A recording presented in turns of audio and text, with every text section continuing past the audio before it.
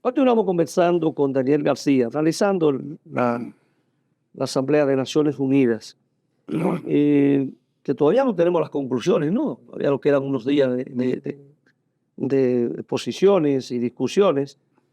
Y uno también, qué sé yo, así, antes de pasar y ver el tema, cómo lo vamos a analizar, es un escenario donde para los grandes países, para los países desarrollados, el caso de Donald Trump fue el primero, ¿no?, en hablar. Entonces tiene un escenario completo, pero después Lula da Silva también tuvo un gran escenario, pero después los otros escenarios se van disminuyendo en función del interés que puedan generar los discursos que se van a pronunciar y la importancia del país que vaya a hablar. Tuviste escenario ahí totalmente donde la asamblea, el salón de la asamblea estaba prácticamente desolado. Pero vamos a ver discursos de algunos presidentes de América Latina que se distancian bastante de la posición de Donald Trump. El caso de Petro de Colombia con el tema de la droga, el de Lula da Silva, que fue una respuesta al discurso de Donald Trump, no. Gabriel Boric también. ¿Cómo tú ves esa posición? Hay otros que son muy coincidentes con la posición de los Estados Unidos, pero ahí hay críticas bastante fuertes. El caso creo que de Bolivia también, de Arce, que tuvo una posición bastante contundente, muy contraria a la posición de los Estados Unidos. ¿Cómo tú analizas esa situación? Mira, indudablemente que América Latina da a entender que está despertando, que está reaccionando. Y no es para menos, porque los golpes que se le están propinando son fuertes. Pero lo interesante aquí es, reitero, cómo Trump utiliza el escenario de las Naciones Unidas para plantear su resabio, su inconformidad con sus logros internos en la política norteamericana.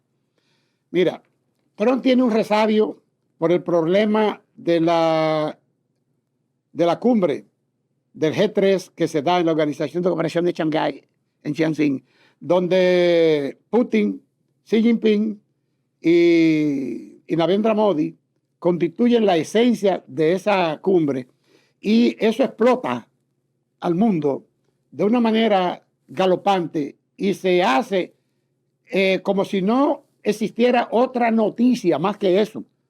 Así lo vio el mundo, y eso a él le incomoda mucho porque él no está ahí, porque ese escenario no lo representa a él. También ocurre lo mismo con el problema que acabo de mencionar de Pakistán y Arabia Saudita. Él está al margen de eso, él se siente incómodo, porque él quiere ser, como él dice, que ha eliminado, que ha creado espacios de paz en 7 guerras. No se sabe cuáles son las guerras ni cuáles son esos países. O sea que Trump quiere ser el ley, batuta y constitución en todos los escenarios mundiales, sean pequeños o grandes. Eso lo lleva a él a tener una inconformidad aupada o exacerbada por golpes internos muy duros que se le está dando. Por ejemplo, la muerte de Charlie Kirk. Eso es un problema que Trump no sabe cómo sudarlo, porque le afectó tanto que, repito, lo que brota de él son resabios. Por ejemplo, la guerrita que tiene con los demócratas, en los demócratas, los Clinton, los Biden, el problema, lo desconsideró. El problema de Antifa, de George Soros, que es un frente militar que tienen ahí matándole gente y haciendo violencia en todas partes. O sea, el problema de la inflación, el problema del desempleo, el problema de que tiene que abultar una serie de cifras de logros económicos para poder aparentar que realmente está haciendo algo, porque en realidad la economía no le responde. Entonces, ¿qué hace Trump? Se vuelca a América Latina, se vuelca a los países pequeños, se va allí a crear situaciones donde él pueda lucir una gallardía o un brote de resabio. Por ejemplo, esa cuestión de Venezuela, que no tiene ni pie ni cabeza. Igual que cuando inventó que iba a anexar Canadá, que iba a asumir Groenlandia. El caso de México. O sea, no se entiende realmente la enfermedad de personalidad que hay en Trump que lo lleva a lucir semejante bellaquería. Bellaquería, por ejemplo, eso de permitir que Israel elimine millones y millones de personas. O sea, ¿qué hay dentro de este hombre que no controla a Israel? Que da órdenes de esfumar una lancha que va de colombianos. Son Varias lanchas. O sea, no hay respeto por la vida humana. Eso lo lleva a él realmente a crearse ese ambiente. Sin embargo, habla de que, como tú decías, que ya acabaron con 7 guerras, que las cuales no mencionan. Lo cual es mentira todo. O sea, ese deseo de querer ocupar la posición cimera en todo, sin ton ni son, sin fundamento ni realidad que lo ampare. Bien. Entonces, eso provoca una reacción en América Latina o en los países que se sienten oprimidos por determinada situación. El discurso particularmente de Lula, donde enfrenta a Trump de una manera gallarda y que representa una voz firme y decisiva sobre el accionar de Trump. Y dignidad en América Latina. Claro, recupera, señores, ese vasallaje que había en América Latina respecto a Estados Unidos. Esos son discursos que de hecho, dan a entender que América Latina está sobre el pedestal otra vez. El mismo discurso del presidente de Colombia, donde le enrostra el hecho de ser un asesino, de ser un farsante, por estar mintiendo alrededor de pequeñas conquistas como esa de ametrallar un barquito. De Bolivia en la misma dirección. O sea, América Latina lleva un movimiento muy interesante. Ahora bien, ¿cuál es la otra situación que insubordina a Trump contra América Latina? La influencia del comercio chino. O sea, cuando China invierte en Perú y crea ese puerto de Chancay, un puerto con una red ferroviaria que va a atravesar el continente de océano a océano, y que toda América Latina va a drenar su mercancía, va a enviar su mercancía por esa vía de facilidad y de exportación hacia China. Eso le saca a Estados Unidos totalmente de contexto.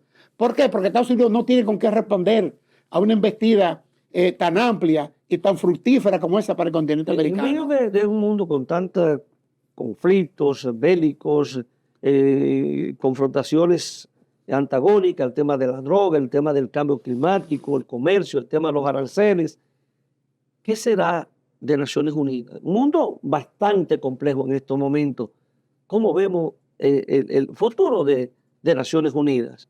Que hay que hacer elección ya próximamente, porque ya Guterres tiene dos periodos, y entonces ya el año que viene, en el 2026, hay que hacer elecciones, ya cumple 10 Mira, años. hay algo muy importante en Naciones Unidas que ha caracterizado la actividad, su protagonismo, es a quién eligen como secretario. Hay que recordar quién fue. Estamos viendo que sea una mujer en estos momentos. Hay que recordar quién fue Kofi Annan. Sí, claro. Aquel gran secretario que se le paró en la puerta del despacho a Netanyahu o al otro matón de turno, no recuerdo el nombre, para que parara la masacre que estaba realizando cuando aquellas grandes intifadas. Y egipcio de nacimiento y secretario general de la ONU, así como Kofi Annan, hemos visto muy poco. Por ejemplo, este Guterres es un vasallo de Estados Unidos. Nunca ha ejercido. En su discurso muestra otra cosa. Lo que pasa es que él se ha dado cuenta de que el mundo está despertando. Pero no es el problema de un discurso. Es tomar ya prácticamente a la salida. Por eso se ha dado cuenta que el mundo está despertando y que él va a salir de ahí muy mal parado. Muy desprestigiado. Totalmente. O sea, no va a ser una Entonces eso lo lleva a querer aparentar ahora, ¿verdad? Lo que no ha hecho nunca. Entonces, todo va a depender de a quién se elija como presidente. Indudablemente Pero está que la el incidencia- plan de está China, la incidencia el plan de Estados los Unidos BRICS, para, sí, y de otros países de Europa. el plan de los BRICS es asumir las Naciones Unidas. Tengo entendido que el presidente chino iba a ir a la asamblea, a esta asamblea, iba a lanzar el plan de gobernanza global y que eso iba a implicar realmente las iniciativas en torno a la transformación de las Naciones Unidas. No me he enterado de por qué ha seguido con eso. Eso se lanzó allá en la conferencia de Shenzhen, pero no sé por dónde va eso, porque la situación del mundo está ahora mismo que hay que sobrellevarla, porque el mismo Trump ha hablado de guerra nuclear y Trump que está demostrando últimamente una simpatía por el genocidio.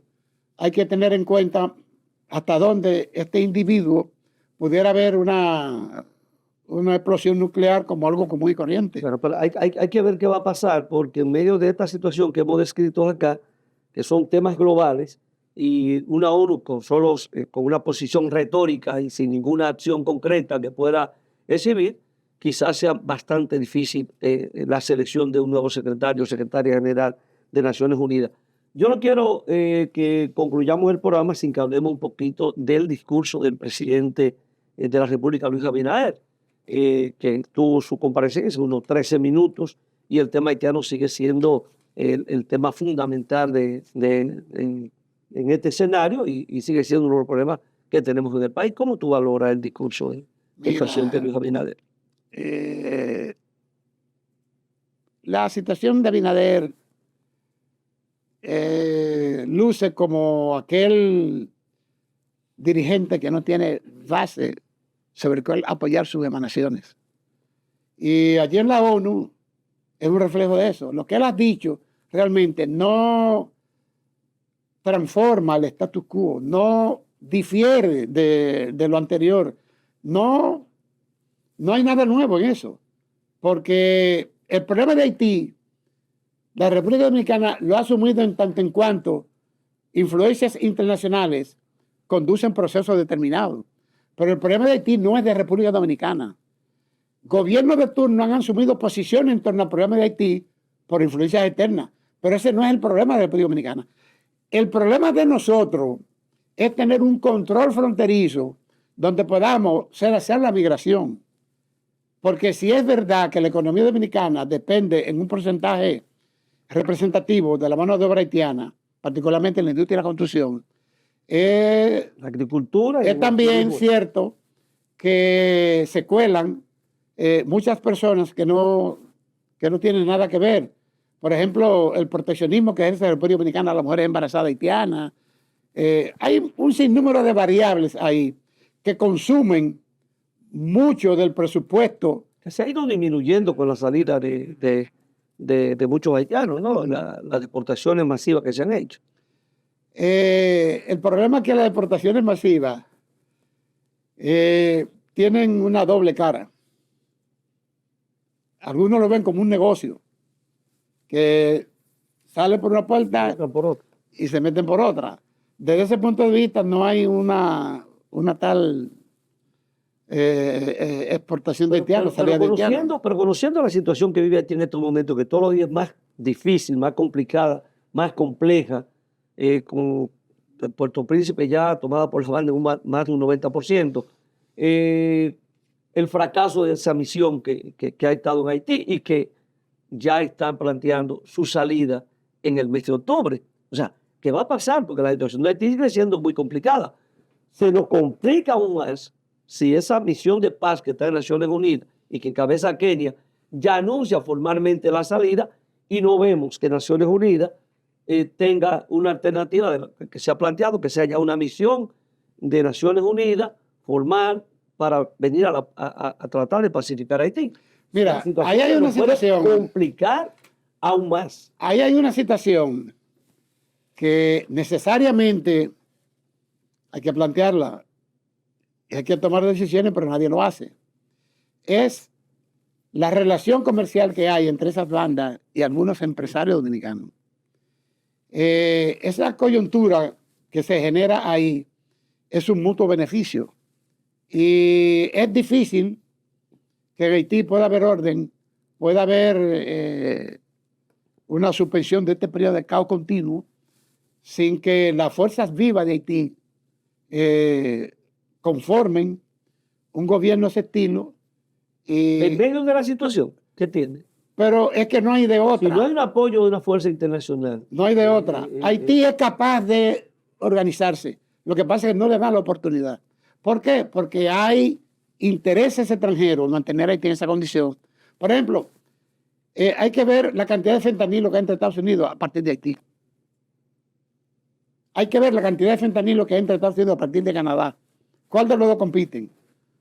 O sea, hay intereses ahí en mantener a Haití en esa condición que están por encima de los intereses de la República Dominicana con respecto a la normalización de Haití. ¿Usted cree finalmente que Naciones Unidas no terminará adoptando alguna otra posición?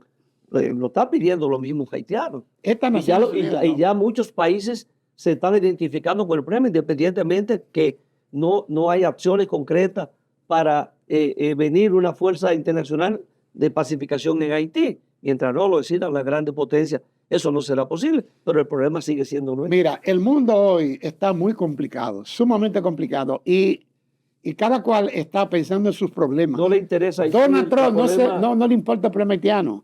A los europeos actualmente, por las grandes crisis que tienen económicas y políticas, no le interesa el problema haitiano. Esa gente está ahora mismo dedicado a enfrentar la situación, las crisis que han creado y que se lo está comiendo ellos mismos. Tanto la crisis norteamericana se está comiendo a Trump y la crisis europea se está comiendo a los dirigentes actuales de Europa. Tenemos que estar lidiando con ese problema nosotros.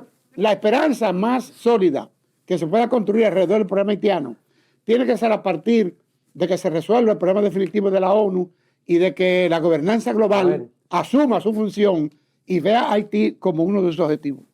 Hemos llegado al final. Así es que muchísimas gracias por haber compartido esta noche el espacio con nosotros. Y nos veremos próximamente, ¿no? Para seguir con estos temas, posiblemente seguir analizando ya lo que son las conclusiones finales de esta Asamblea de Naciones Unidas, ¿no? Gracias, pasen buen día. Que pasen buena noche. A usted, amable televidente, como siempre, ha sido un placer compartir Visión Integral. Nos vemos la próxima semana, Dios mediante.